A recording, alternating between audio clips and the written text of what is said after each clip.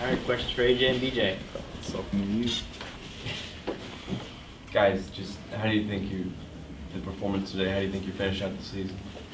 I think we won the game, so we're just happy. You know, it probably wasn't our best performance, probably wasn't our worst, but I think we played good defense. That's a really good scoring team. Like they really score the ball well. They have a lot of different scores. They push in transition. They can all post up. They can all shoot, handle the ball, get to the basket. They're really athletic. So I think we played really good defensively, and that was helped us win the game. Did Thursday's overtime game take a little bit out of you?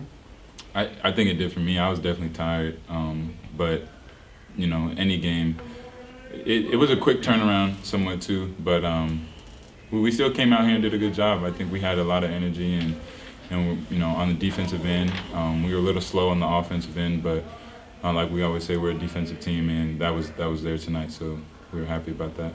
How much of a relief was it, I guess, that final minute when you guys started to pull away? Terrell gets the steal and the layup, and it seemed like you guys just kind of decide, like, we got this. And yeah, it was definitely a relief. We've had the biggest lead we had all game, so you know that play right there was huge for us. That kind of sealed the deal. So that was a huge play he made to have the awareness to get that steal and then go lay it up. AJ, the fact it was senior day, your last game at home, is that weighing on your mind at all during the game?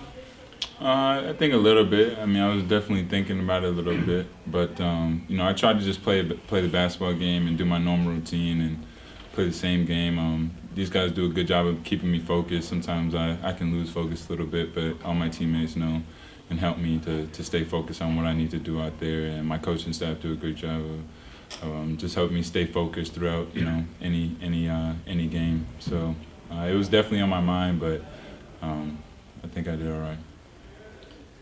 In these last few games for you, because you know that your time here is almost over, have you seen a change in any of your intensity or the way you play, or anything you would go out there and put out on the floor? Maybe a little bit more aggressive. I was probably a little bit more aggressive. Just, I think that wasn't necessarily because I knew it was coming to an end, but more just because I felt our team needed that to win these games down the stretch. You know, we after we went in a little bit of a slump, I think me and BJ kind of took it upon ourselves to kind of take a bigger role in you know, what we were doing on the court, and that just made me play better basketball because I put more expectation on myself. Whose idea was it to address the crowd afterward? I think that's Coach Dawkins. Okay. Yeah, I think he's really big on culture and tradition, and I think that's just he's kind of slowly putting in the culture that he wants, the traditions that he wants. You know, I think that's a great honor to be able to step up there as a senior and talk to the crowd and the people that have always supported you and loved you.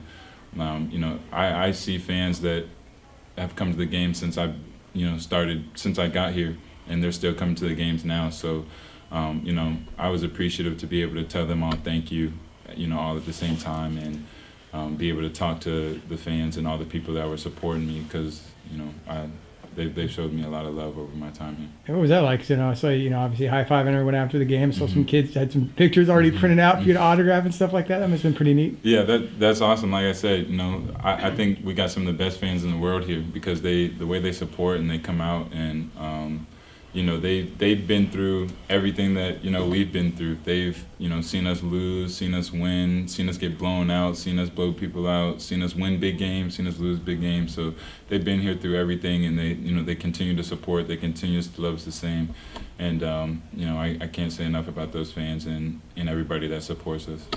How hopeful is it to have the tournament in Orlando, not having to travel anywhere and just down the road?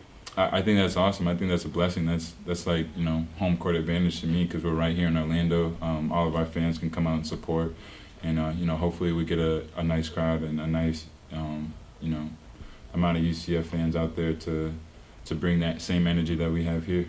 Where do you think the team is now heading into the tournament? I mean, I think the team, we had a tough loss against Wichita, but we took some positives from it.